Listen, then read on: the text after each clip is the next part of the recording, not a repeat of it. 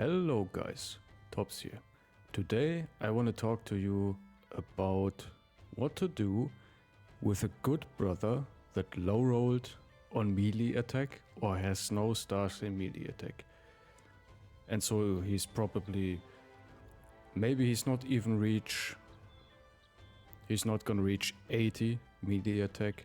Maybe he's mid 80s, low 90s.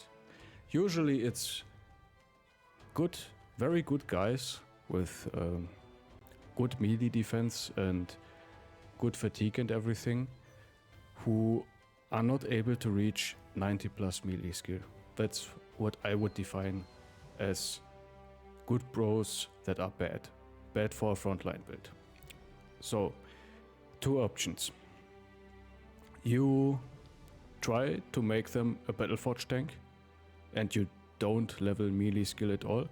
And by the way, I think we all had this where we bought a super expensive Hedge Knight and he had no star in melee skill and low rolled, and it's like, oh my god, maybe I can get him to 85 with gifted, maybe, but that's not good enough for a frontliner, right? So, what do? He is still a Hedge Knight, so he has good HP, good fatigue, probably he has stars in melee defense, right? So you can make him to a tank, to a Battleforge tank. That's the easy way. The other way is you make him to a sword brother.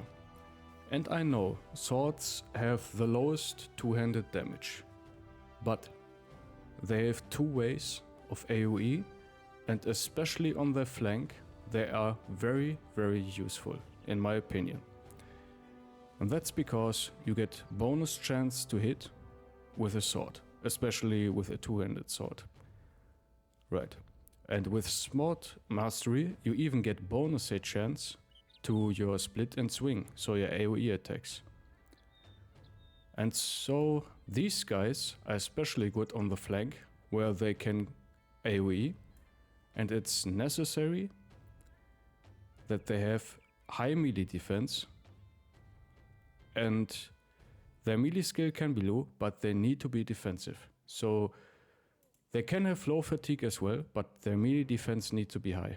And you kind of make them, some people call it Battleforge neutral, where you basically don't level a lot of stamina and put all your perks into defensive perks, right?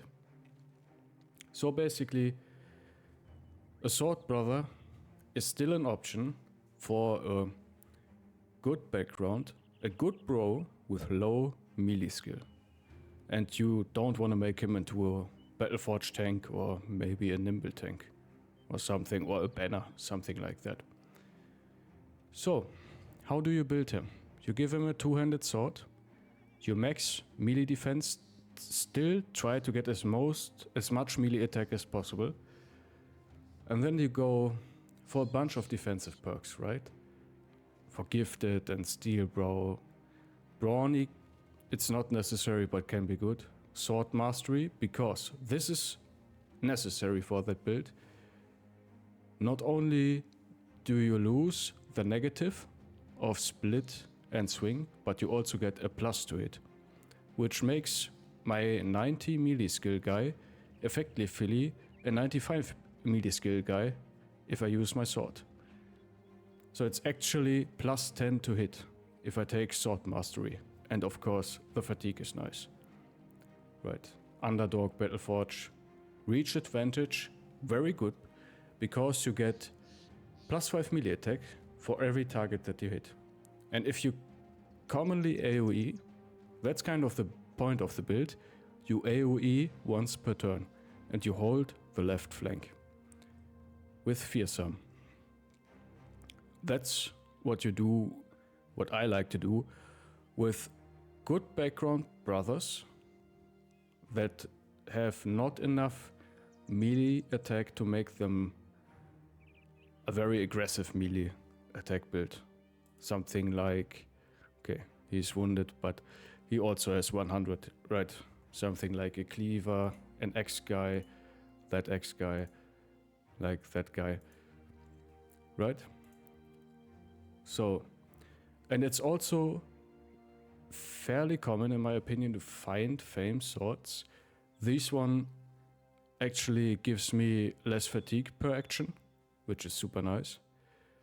And this is kind of my advice. What you do with good backgrounds, with good bros that have low melee attack. They're not bad and I wouldn't throw them away. Try to make the most out of them, and the Crusader Sword Brother is one of the best ways to make very good use of a bro that low rolled melee skill. Yeah, that's all for today. I wish you guys happy Halloween. Yeah, have a nice day, have a nice weekend, and I'm gonna see you in the next video. If you want to see more content, please like and subscribe, and maybe we see us in the comments. Bye bye.